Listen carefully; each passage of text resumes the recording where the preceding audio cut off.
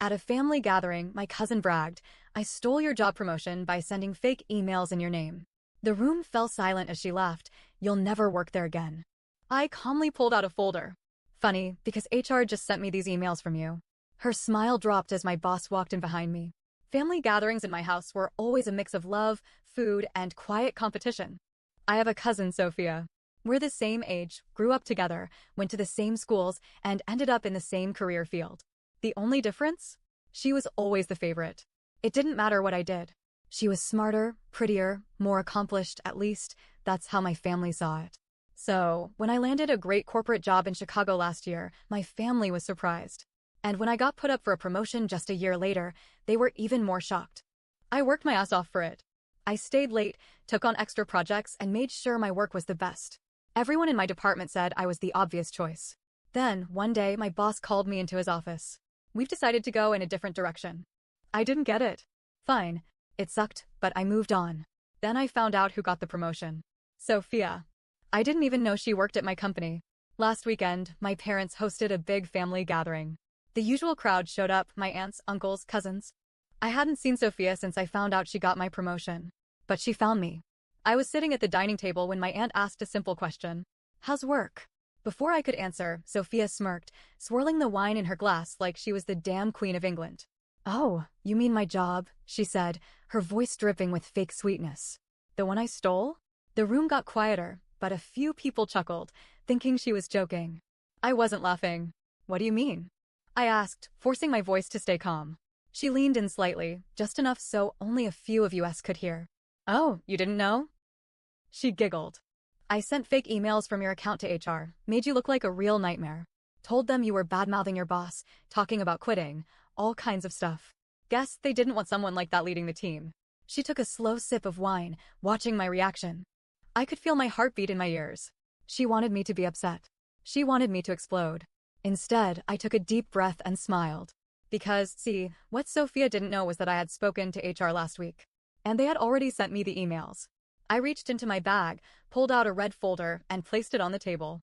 "That's funny," I said, flipping open the first page. "Because HR just sent me these emails from you." The smirk on her face vanished. The conversation that was once quiet suddenly had the whole table's attention. My uncle furrowed his brows and grabbed the papers. "What is this?" he asked, scanning the pages. Sophia's mother leaned over his shoulder to read. Her face twisted in confusion. My dad took the papers next. As he read, his jaw clenched. It was all there. Every fake email. Every lie. Her signature. Her phrasing. Her IP address. She had made a mistake. She had used her work laptop to send the fake emails, thinking IT wouldn't track it. They did. And my former boss, Mr. Callahan, was standing right behind me. "Miss Sophia," he said in a cold, professional voice. "Would you like to explain why these emails were sent from your company-issued laptop?" Silence. I turned to look at her. She was frozen. Her wine glass trembled slightly in her grip. I don't know what this is," she stammered. "This isn't real."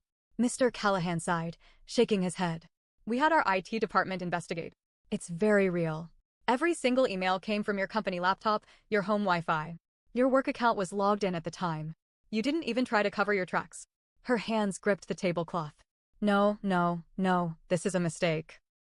"The only mistake was you thinking you wouldn't get caught," I said. The color drained from her face. Her father, my uncle, snatched the papers from my dad. "Sophia, tell me you didn't do this." She said nothing. Her mother, eyes wide in horror, covered her mouth. "Sophia," her father said again, this time with more force. She still didn't speak. And then Callahan dropped the final bomb. "Oh, and by the way," he said, pulling out his phone, "I recorded everything you just said a minute ago." He pressed play. Her voice rang out clearly. "I sent fake emails from your account to HR, made you look like a real nightmare." Gasps. My aunt nearly fell back in her chair. My dad swore under his breath. My uncle went pale. Sophia's mouth opened and closed like a fish. I could practically see her brain short-circuiting. "You," she choked out, looking at Callahan. "You recorded me?" "I had a feeling you'd admit to it," he said. "And now we have all the proof we need." Sophia turned to me, her eyes desperate. I was just kidding," she blurted. "It was a joke. I didn't actually do it. I was just messing with you." No one in the room believed her. Her mother started crying. Her father's face hardened. Mr. Callahan exhaled sharply and shook his head. "You're fired." Sophia looked like she was about to be sick. She turned to me, her eyes wide and pleading. Please, please, don't press charges. I'll fix it. I'll resign. I'll leave the company. You can have the job. I leaned back, pretending to think about it. Oh, you're definitely resigning, I said. But whether or not I press charges, well, that depends on my mood. The room exploded into chaos. Her father yelled. Her mother sobbed. My uncle, a lawyer, started talking about how many laws she just broke. Sophia sat there, frozen in shock. I stayed quiet, just watching her world crumble. Because, for the first time in my life, she wasn't the favorite anymore. Sophia sat there, pale as a ghost, gripping the table like it was the only thing keeping her from falling over. Her father, Uncle David, was still reading through the emails, his hands shaking with anger. Do you have any idea what you've done? He finally said, his voice eerily calm. Sophia swallowed hard. Dad, I just know. Shut up, he snapped, slamming the papers down. Do you even realize how illegal this is? Identity fraud, corporate sabotage, defamation. My aunt let out a choked sob, gripping her chest like she was about to faint. The rest of the family just sat there, stunned, eyes darting between Sophia and the mess she'd made. And then, out of nowhere, you can't prove it was me. Her voice was quiet, but the words hit the room like a bomb. Everyone froze. I blinked, barely believing what I just heard. Excuse me? Mr. Callahan said, raising an eyebrow. Sophia took a deep breath and straightened up, regaining a little of her composure. You have emails. Okay, but that doesn't mean I sent them. Someone could have used my laptop. Or maybe IT made a mistake. Or, Sophia, for God's sake, her mother whispered. But she kept going. You said you have my IP address? Who's to say someone else wasn't using my Wi-Fi? You can't prove I physically typed those emails. I never signed anything. I never put my name on it. There's no hard proof. I stared at her, disgusted. She knew she was caught, but she was already trying to slither her way out. Callahan tilted his head, amused. You do realize our IT department tracks keystrokes, right? He said. Sophia flinched. They recorded the exact times and locations of every email sent, he continued. They even have a screen recording of you typing some of them. Silence. Absolute silence. For the first time all night, Sophia looked genuinely afraid. But then she clenched her jaw and did the only thing she knew how to do. She doubled down. This is harassment, she spat. You're all ganging up on me. This isn't even about the job. You just want to humiliate me. She turned to her parents, desperate. Mom, Dad, are you really gonna let them treat me like this? Like some criminal? Uncle David shook his head. You're a criminal. Her face twisted in shock, as if it was just now sinking in that her own father was against her. That's when her brother, my cousin Ethan, finally spoke up. You always do this, Sophia, he muttered. She turned on him. What the hell is that supposed to mean? Ethan scoffed, leaning back in his chair. You act like you're better than everyone. You cheat, you lie, you sabotage people, and when you get caught, you play the victim. Her face went red. I don't, you do, he cut in. You think we don't remember what you did to Rachel? Or how you stole Taylor's internship? You do this all the time. Rachel, our cousin, shifted uncomfortably in her seat. Taylor, our other cousin, just shook his head. Sophia's mother wiped her tears, looking at her daughter like she was seeing her for the first time. Oh my God, she whispered. You really did this, didn't you? Sophia gritted her teeth, her eyes darting around the room, looking for someone, anyone, to take her side. No one did. That's when she made her biggest mistake. She tried to turn it on me. You set me up, she hissed. You just wanted revenge because I got the job. I laughed. Actually laughed. You admitted to it, Sophia, I reminded her. Out loud. In front of everyone. Her eyes flicked to Callahan's phone, still in his hand. That recording is illegal, she snapped. You can't use it. Callahan raised an eyebrow. Actually, in Illinois, it's perfectly legal to record conversations you're part of, he said. Nice try, though. She swallowed hard. Her mother put her face in her hands. Her father rubbed his temples. And then, just when I thought it couldn't get worse, my uncle stood up, slowly. We need to talk, he said. Now. But he wasn't talking to Sophia. He was talking to me. My stomach dropped. What? I asked, caught off guard. He motioned for me to follow him into the next room. I hesitated. Callahan gave me a small nod, as if to say go ahead. I got up and followed my uncle into my dad's office. He closed the door behind us. For a moment, he just stood there, rubbing his forehead like he was trying to choose his words carefully. I need you to let this go, he finally said. I blinked. Excuse me? He sighed. Listen, Sophia was wrong. I know that. But pressing charges, filing a lawsuit, it'll ruin her life. I just stared at him. She tried to ruin mine. He exhaled sharply, pinching the bridge of his nose. You're right. But this will destroy our family. Your aunt is already a mess. If this goes public, it'll be humiliating. You won, okay? She lost. Just let it go. I couldn't believe what I was hearing. You want me to drop this? I said, my voice rising. I'm asking you to, he said, his tone firm. I clenched my fists. Would you be saying this if I were the one who did it? He flinched, but didn't answer. That told me everything I needed to know. I took a deep breath, trying to keep my voice steady. You're a lawyer, right? I said. He nodded slowly. Then you know damn well that actions have consequences. His jaw tightened. This isn't just about Sophia, he muttered. Then who is it about? He hesitated. Then, finally, it's about your aunt. I froze. What? He ran a hand through his hair, suddenly looking exhausted. She's sick, he admitted. She hasn't told anyone yet. We just found out last month. I felt like the ground had been ripped out from under me. Sick? How? His voice was barely above a whisper. Breast cancer. I sucked in a sharp breath. She's already falling apart, he continued. If this goes to court, if Sophia gets arrested, I don't know if she can handle it. I need you to think about it. I stood there, heart pounding, mind racing. This wasn't part of the plan. I had every right to go after Sophia. But now, if I did, it might break my aunt in the process. And for the first time that night, I didn't know what to do. I stood there in my dad's office, staring at my uncle like I had just been punched in the gut. Breast cancer? I repeated, my voice barely above a whisper. Uncle David nodded, his expression heavy with exhaustion. She doesn't want anyone to know yet. She's starting treatment soon, but if this blows up, if Sophia gets arrested, it might push her over the edge. My brain was spinning. Minutes ago, I had the upper hand. I had one. And now? Now, I was being asked to walk away. To let the person who sabotaged me off the hook. To protect the very family that stood by and let her get away with things for years. I clenched my fists. You're asking me to just forget this happened? I said. I'm asking you to think about your aunt, he corrected. And what about me? I shot back. She tried to ruin my career. She bragged about it. Uncle David sighed. I know, he admitted. And I hate what she did. But if this goes to court, it won't just hurt Sophia. It'll destroy your aunt. I took a shaky breath, my mind racing. This was so like my family. Sweep things under the rug. Protect the golden child. I wanted to scream. I wanted to say no. And then, there was a knock at the door. We both turned as it slowly creaked open. And standing there, face pale and eyes wide, was Sophia. You're lying, she whispered. Her voice was small. For the first time all night, she looked genuinely vulnerable. You're making that up to get me out of this. Uncle David turned to face her. I wish I was, he said quietly. She swallowed hard, stepping into the office, her usual arrogance completely gone. Mom's really sick, she asked, voice shaky. She didn't want to tell you until after treatment started, Uncle David admitted. Sophia's hands started trembling. I watched her closely. Was this real? Or was it another act? Then, her expression twisted into something angry. This is your fault, she spat at me. You just had to bring this up at a family gathering. You could have handled this privately. But no, you had to humiliate me, stress Mom out, and now you're threatening to send me to jail? I actually laughed. Are you serious right now? I snapped.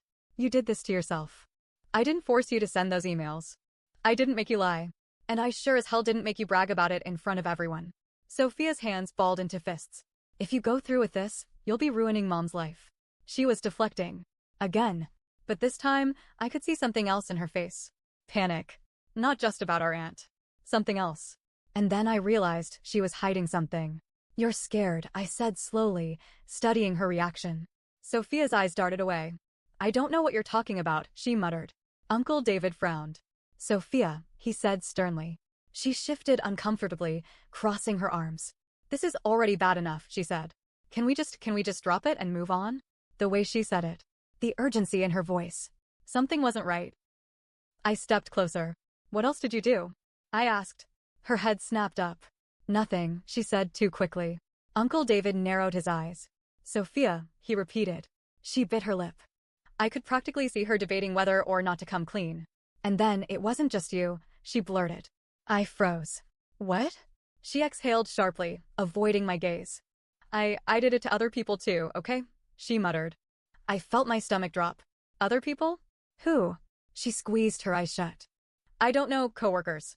Other candidates. I sent fake complaints about them to HR. Sometimes I used different accounts. Sometimes I sent emails pretending to be them, bad-mouthing the company. It wasn't just you. It was anyone I thought might get ahead of me. My breath caught in my throat. Oh my God, Uncle David whispered. This wasn't just about me.